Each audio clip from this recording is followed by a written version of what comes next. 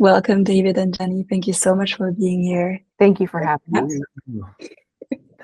We've been in a space together many times since 2019, if I'm not wrong, and I've discovered your work through the Centaur Attunements, and it's part of monthly rituals, monthly ceremonies where we get to work with the different asteroids that are named after the centaurs and the consciousness, the beings of the centaurs. And they have brought so much beautiful healing.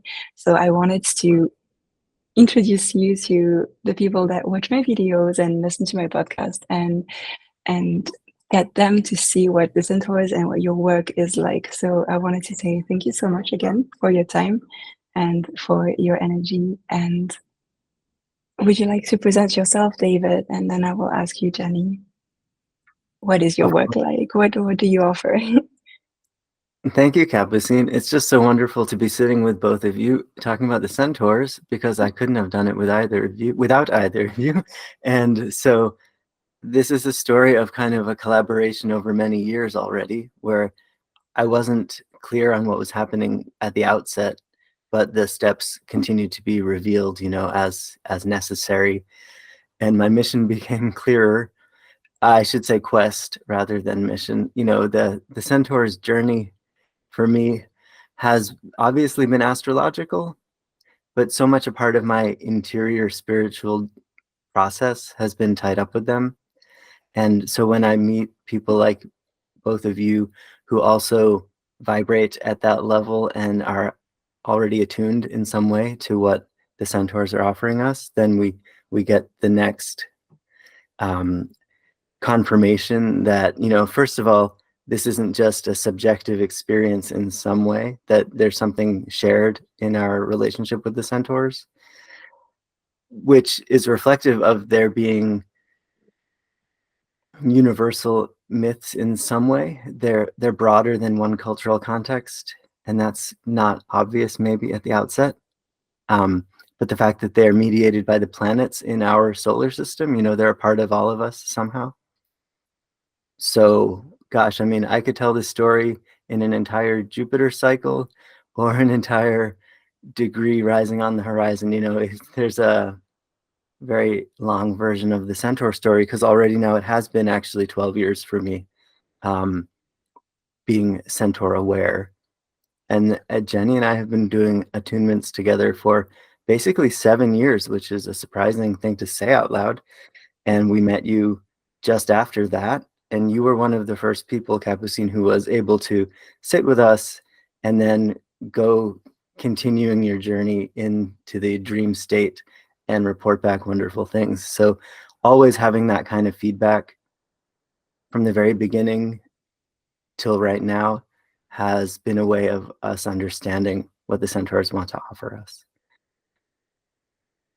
Thank you for sharing this. And what I love about it is that, yes, there's a myth, but there's an evolving myth. Like the consciousness is existing and growing as we are growing too. And we could see the retelling of different myths or different, like there was the Centaur Nessus, where we could see that a different story needed to be told. And I loved how it was just an evolution. And I'm going to give you the mic, Jenny, if you wanted to tell us about your interaction with the centaurs at first and how it feels to be connected to them. Sure. So I became an astrologer in 2018. And prior to what I'm doing now, working as an astrologer and an Akashic Records facilitator and a trauma-informed therapist and coach, I was working in Greece and studying ancient and modern Greece. I'm fluent in Greek. And so my journey into astrology really began with Greek myths and archetypes. And right in the beginning, probably because of my own chart, because I have a Jupiter Chiron conjunction, I wanted to know what Chiron was.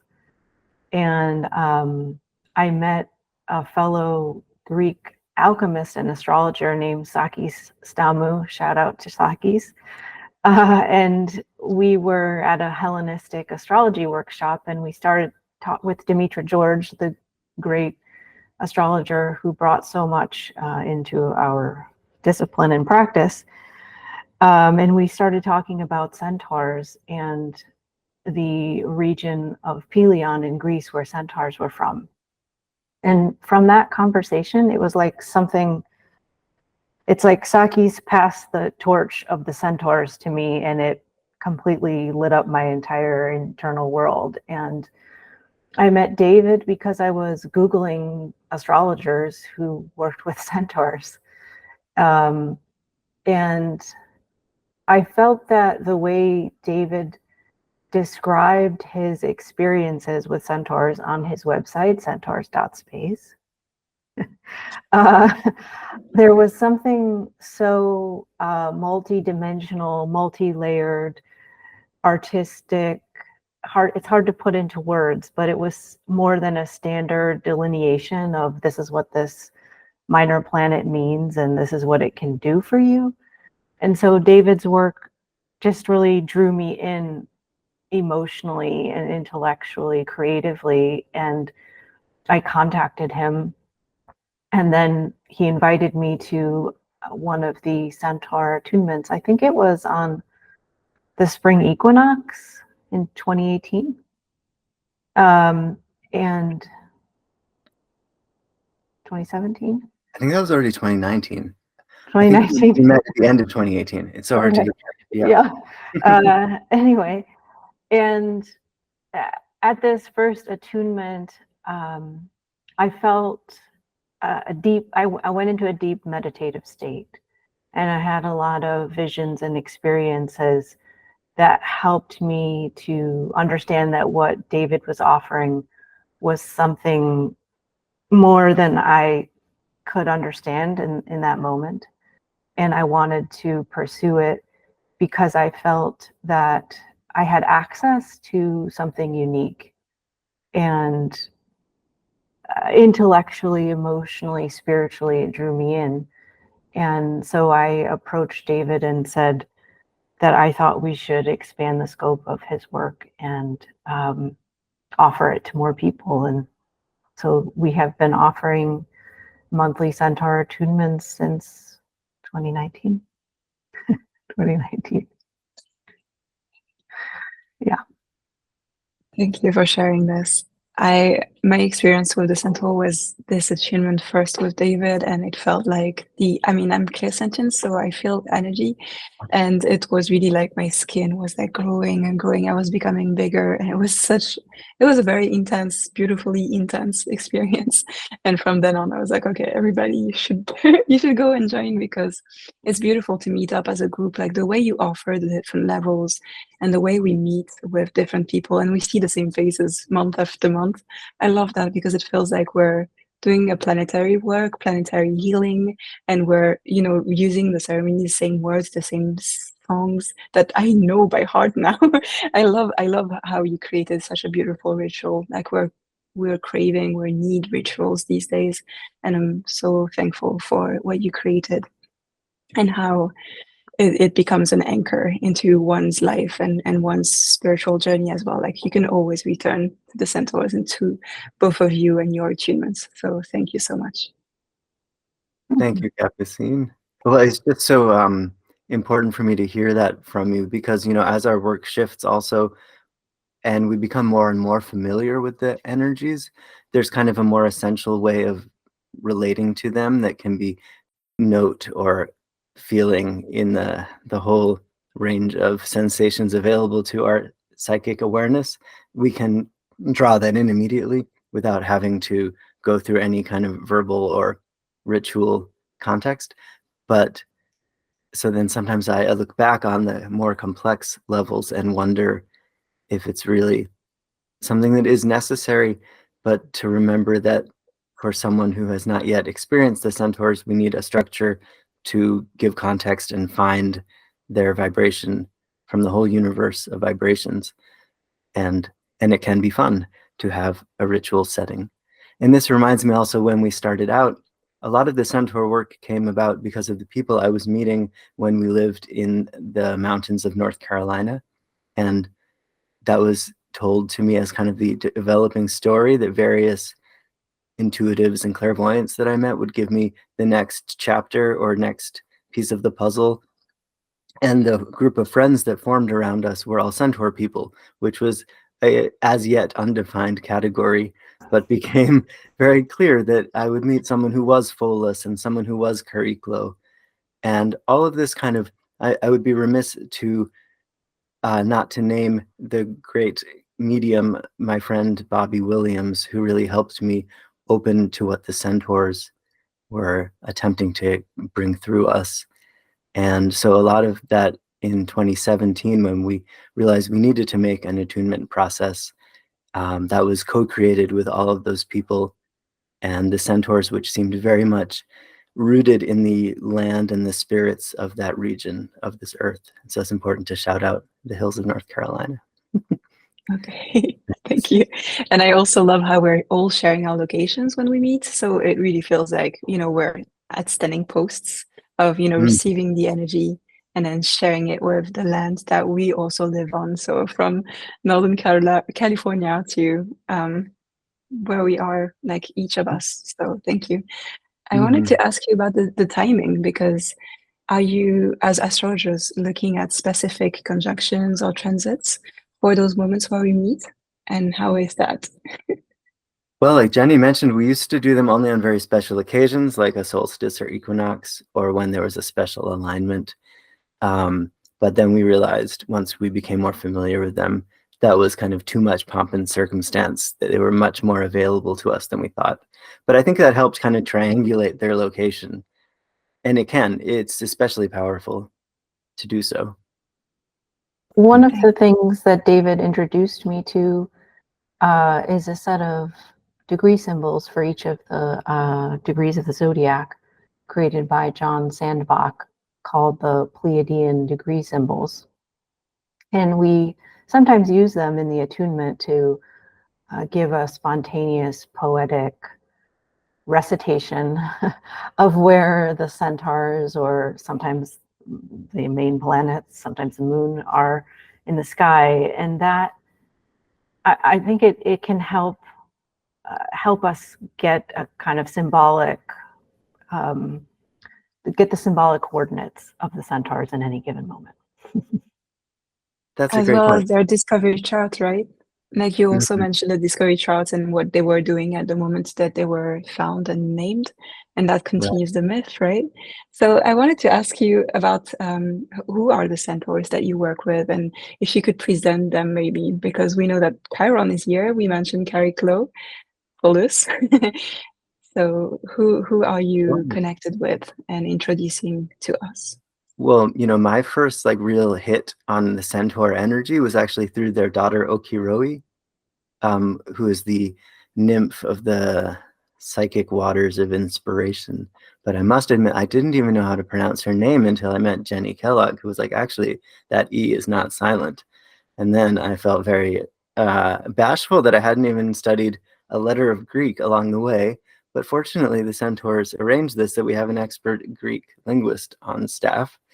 And so when we work with the 4 centaurs who are kind of the main family in the first level one, because it helps us get grounded in maybe a main quartet. There's something about 4 that's useful, but there's also 7, there's 9.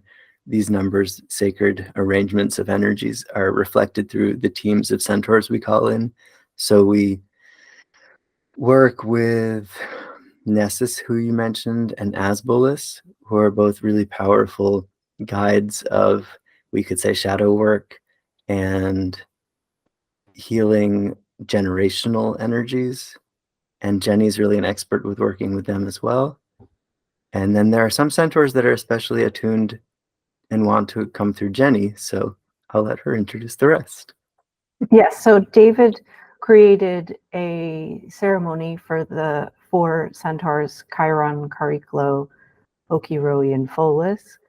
And then after we had been doing this attunement for maybe a year or so, I started to feel that there were other centaurs that wanted to come through.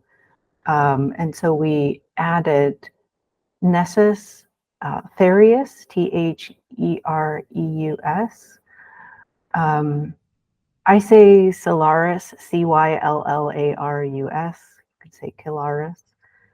Hylonomi, and Asbolus. Have I got everything? Yeah, there we go. And so these additional centaurs help to attune us to some of the minor energy centers, minor chakra points, or you have a word for them, Capucine. How would you, what's your word for them? The transpersonal chakras. Transpersonal chakras, exactly. But it's different from the minors. Like the minors could be the knees or the shoulder. Transpersonal is when you're transforming yourself into service. You're more than an individual. You want to give off to society, like you want to give to society, you want to serve.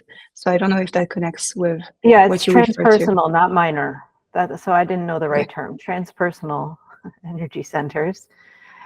And I have to say that I am not trained in any method of energy healing or understanding of the etheric body that aligns with a particular system. It's just that the centaurs showed me that they wanted to work with these particular transpersonal chakras. And so in working with them, I noticed that they correspond to other energy work systems. So those additional centaurs are covered in our level 4 attunement, and sometimes in our membership group as well. Thank you so much for sharing. Is there a message, like do they act as a collective, or is each one of them addressing you and working with you? And if they work as a collective, is there a general intention towards working with us, humanity, on Earth in this century? Yes. It's interesting how to go about this kind of big picture question. It's tempting for me to kind of borrow terms and ideas from other projects, sort of, but something about the centaurs is that they're coming from a very peculiar, particular place and from their own point of view, and their narratives may or may not intersect with other kind of goals that we have. You know, it's sort of easy to co-opt this as some kind of new age. I mean, it's new age in a sense of what we're doing, but I don't find that they're here as some sort of like, do this and you'll be saved kind of thing. You know, they're here with us at this extraordinary difficulty that we face as a human collective, as an Earth entity. And so it feels like they've been drawn out of reserves from the store of helpful beings that have been related to our planet over time. And through their graces, they've returned to be available to us. And that's helpful and good. And they are a collective in that way. But I think they exist very much unto themselves, and they're doing their own thing wherever they are. I don't know what kind of conclusion to draw from this other than it is wonderful that we can channel their healing at this time for planet Earth. And I don't know what kind of golden age that will draw about, or if it will simply allow us to carry on another day a little cheerier. I don't know. What do you think, Jenny? Yeah, I think that there's a paradox when you start to work with the centaur energies, that they feel so unique, so otherworldly, so multidimensional. But at the same time, the healing that they offer feels so specific to Earth and so specific to our unique challenges in these human bodies, in these particular mammalian bodies and forms. And I think that they are really speaking to the animal and spiritual sides that we combine in our human bodies. And so the question of whether they are a collective, I mean, I think that to me, they're a collective in the sense that they share the same intention, which is to support us in overcoming the history of trauma, violence, and disconnection from the divine on Earth. And if you wish, if it's important for your personal practice and understanding, you can go deep into the Centaur archetype, and you can really look at it from the archetypal or intellectual realm.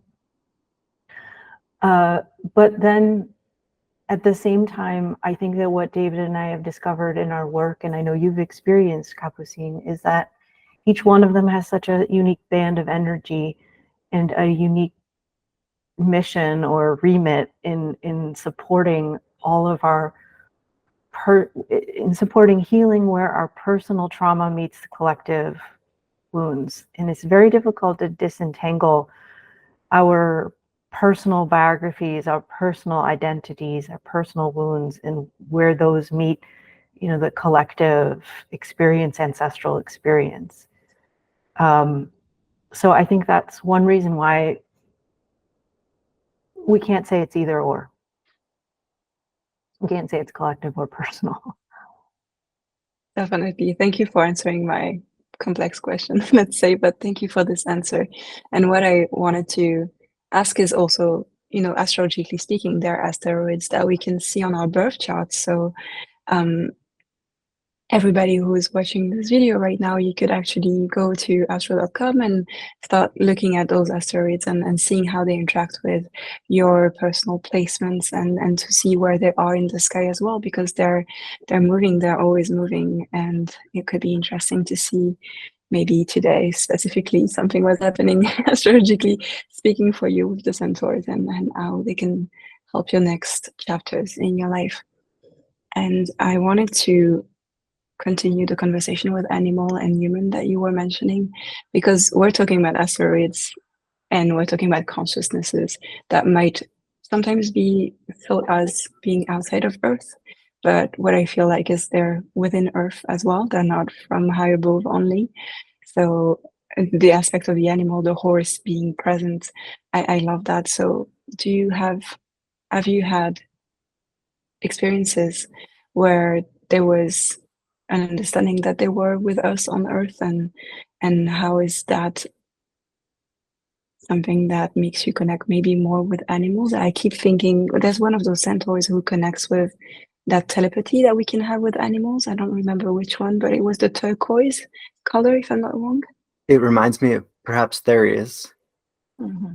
the guardian of the wild. Okay.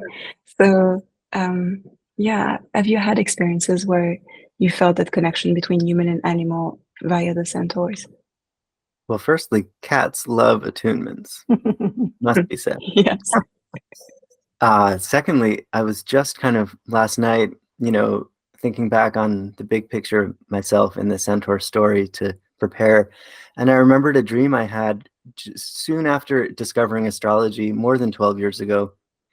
And it was that I'd opened a gate and a stampede of horses ran down a hillside. And it was an overwhelming energy. And I had no idea what the context for that was. And obviously now speaking to you, we know what this dream was about, but I didn't know what it was meaning at the time. And so I was, you know, experiencing that complete power of the horse and a herd of horses stampeding for me down a mountain. And I was living in this tiny wooden cabin at the time, and I felt very unsafe, but also intrigued by this force, you know. And so I think that was their opening salvo to me. But in terms of real live animals on this planet, what to say? I think it does attune us to the way of being an animal, but not to make a dichotomy between humans and animals, one more divine than the other, but they're two ways of experiencing the earth as a divine place. Because in describing a centaur, and we see obviously it looks like a man and an animal combined, this hybridity, we kind of assign the divine side to the human part because the human lineage of the centaurs is, you know, from the titans or gods, you know, it is their divine family. But the divinity of life, it's sort of like this sacralizing of embodiment and being on earth. So I have no specific answer for you other than to kind of segue to just being in nature as maybe an animal would experience that part has been powerful for me in getting in touch with the energies of the earth that might reflect here and there power spots or places of focalized energy of the centaurs. And that may be because a certain place has an affinity with the centaur, or it may be because when we touch into the earth at a place where we feel safe and grounded, we're able to call in the centaurs. I don't know. It's an open question. I personally don't have a lot of experience with animals, and it's not something I have a lot of familiarity or comfort with, really. But since I've been doing this work, I have meditated quite a lot with horses and touched into the role that horses have played. And I think, to me, horses are very supportive animals when it comes to human growth and evolution. And even if you just look at the history of the Western world, the creation of Indo-European society, the horse was one of the drivers of that. And so I think that each of us can touch into that way of being, according to our own natures. And maybe we're just waiting for the psychic pet or animal communicator centaur person to come into our group. Maybe that's you, Capucine. What I meant by my question, and I'm sorry if that was a little bit off track, but it feels like the centaurs have connected me with the devas of the world, with the trees, with the animals. Like they've made me feel alive on Earth in a different way, away from just the human consciousness and how it operates, but actually wanting to communicate and learn from other beings on Earth. And that's what the centaurs did for me.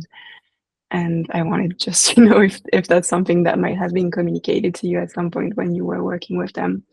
And I wanted to share something that I feel like I haven't shared with Jenny. I know that I shared it with you, David, the first time I interviewed you, but when I saw the centaurs in a vision, even before the attunement, I was running with them holding a torch, and we were creating a rainbow bridge.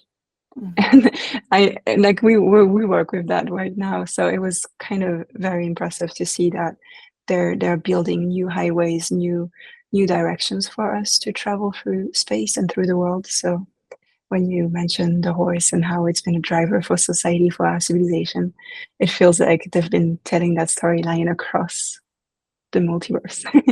But yeah, thank you so much. I think animals can reveal to us through their own vulnerability how we can be vulnerable, and that there is something so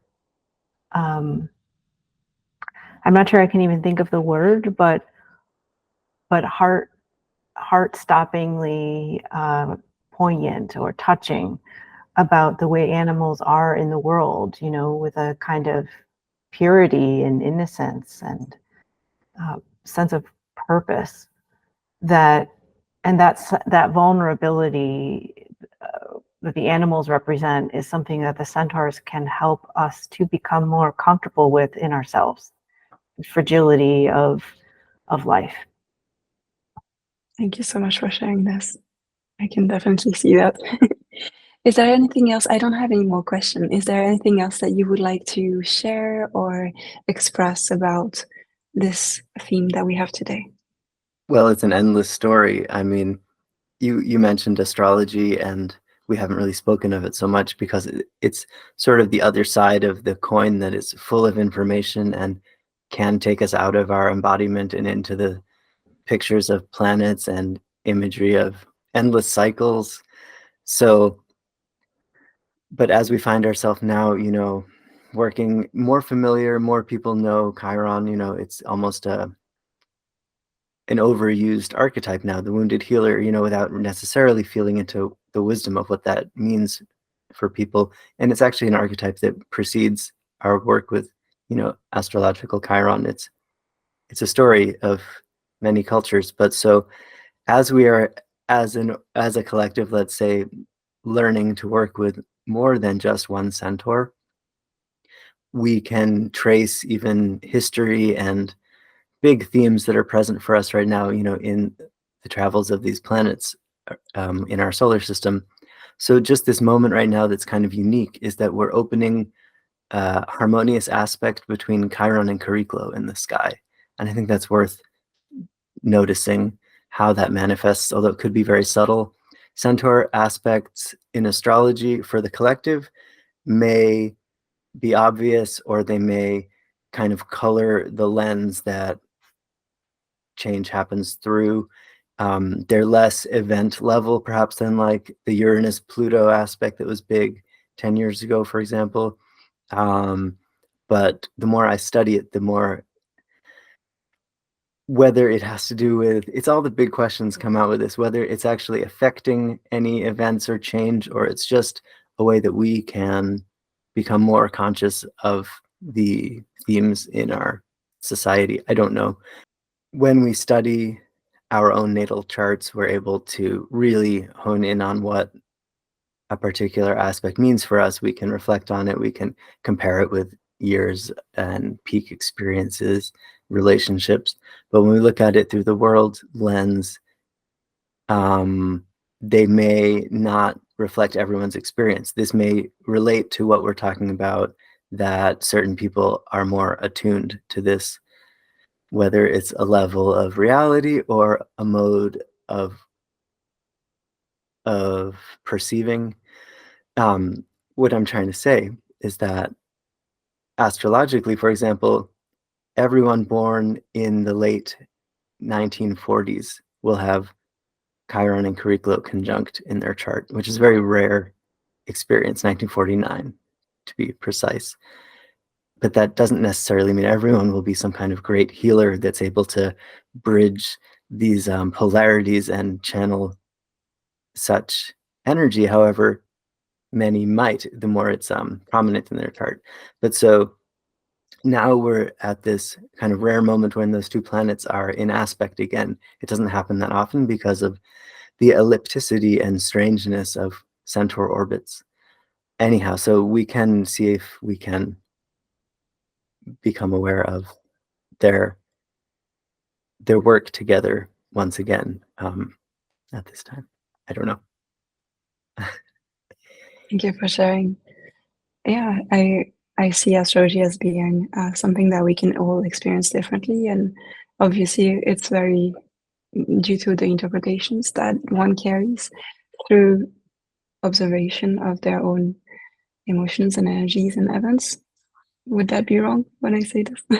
So I guess we're still learning a lot about the centaurs in the past century, and let's see what goes on with the future, because we might discover new ones. Sure. Yeah. And would you like to present where we can find your work and where we can join those attunements? Sure. It's centaurhealing.earth is our site for all things attunement. And my own site is Centaurs.space, where you can find my astrological and magic practice. Thank you so much. And what about you, Jenny? You can find me at amalthea.guide, AMALTHEA.guide. And I just want to add to that, I think when we become aware of centaurs, it's normally because we are aware of our own wounding and our own biography. And I want to just encourage your listeners that these energies, the centaurs, are very gentle in helping us to heal and alchemize these wounds. And even though we're describing powerful energies and we can have powerful experiences, they don't provoke new crises. They help you to heal from past crises. And so I just wanted to share that in case any listeners are like, I don't want to go towards my trauma, or what is this about being wounded, or I know I need to fix this, but how do I do it? The experience of healing with the centaurs is I would say, gradual, gentle, even in the powerful recognition that they bring.